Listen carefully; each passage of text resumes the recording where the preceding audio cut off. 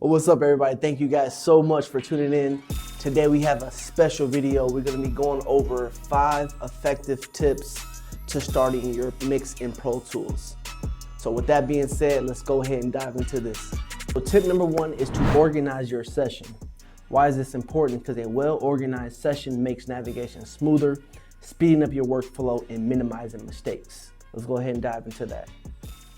So what I do is I'll start with each selection. So I'll start my beat, give it a color, red.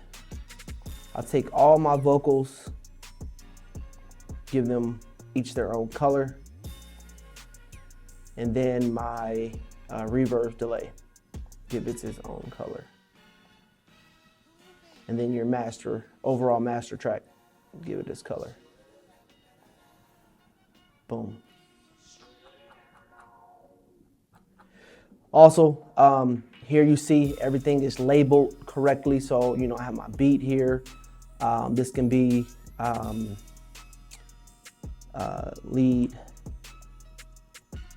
vocal, lead box 1.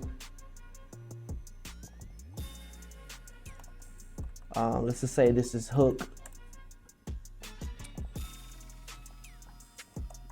ad-libs, and then this is our overall vocal bus. Then we have reverb, delay, master. So tip number 2 is I want to start to clean up the vocals. I want to try to get rid of things that is maybe interfering, some pops or maybe fans in the background or TV or music or people talking. You want to make sure you're cleaning up the vocals. That's very key to a clean vocal mix. All right, so I have the beat and the vocals into my session. I go ahead and put it into where it belongs. So my beat goes here.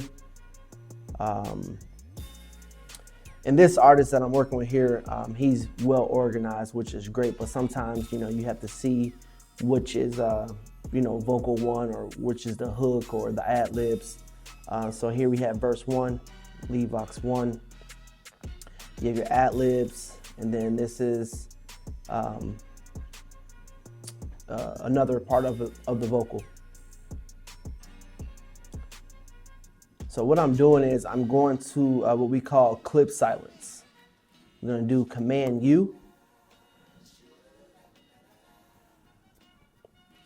And what I'm doing is I'm bringing up strip silence, and that is Command U.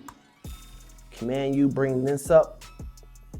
And I can go ahead and make sure things ain't getting cut off, but I go ahead and strip that, strip the next one, and the ad-lib. So if I bring this back out, everything is silenced. All the dead space. We don't want those, we don't want all those lines in there, that dead space.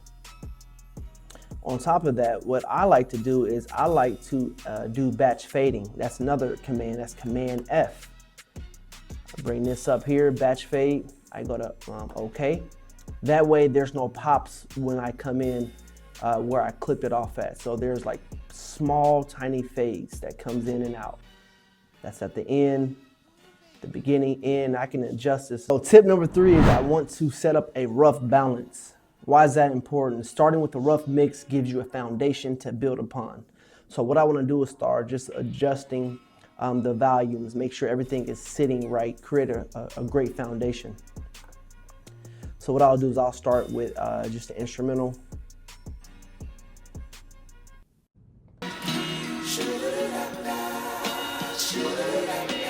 Hey, time.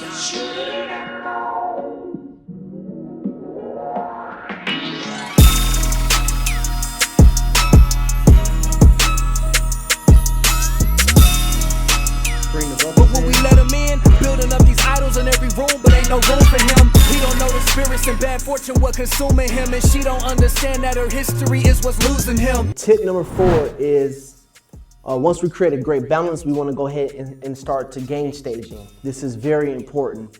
Proper gain staging ensures there is no distortion or noise and allows for headroom during mixing. So right now, if I was just to play it,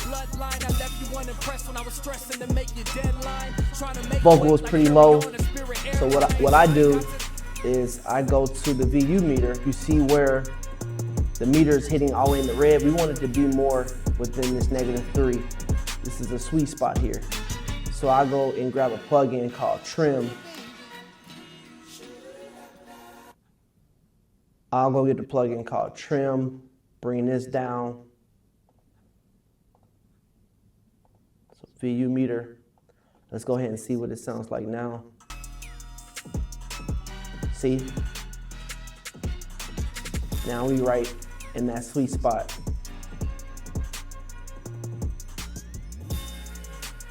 Let's go ahead and check this vocal out. Now you can hear the vocals nice and clear and clean.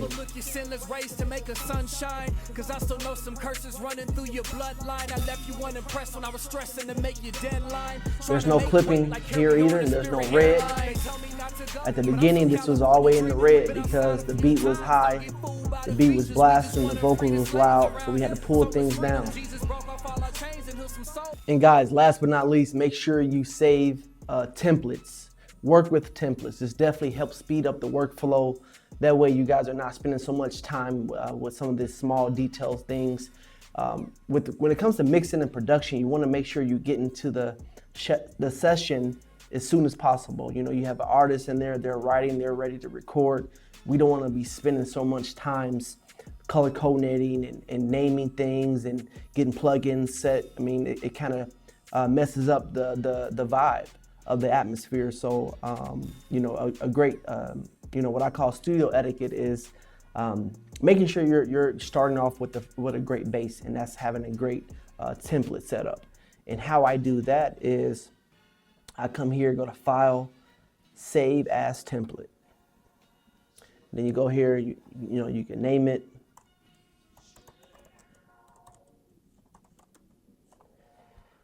And then we want to make sure we do not hit include media. What this is going to do is going to add, you know, the beat, the vocals, every time you open up this template. We don't want to do that. So we want to make sure that these are unchecked.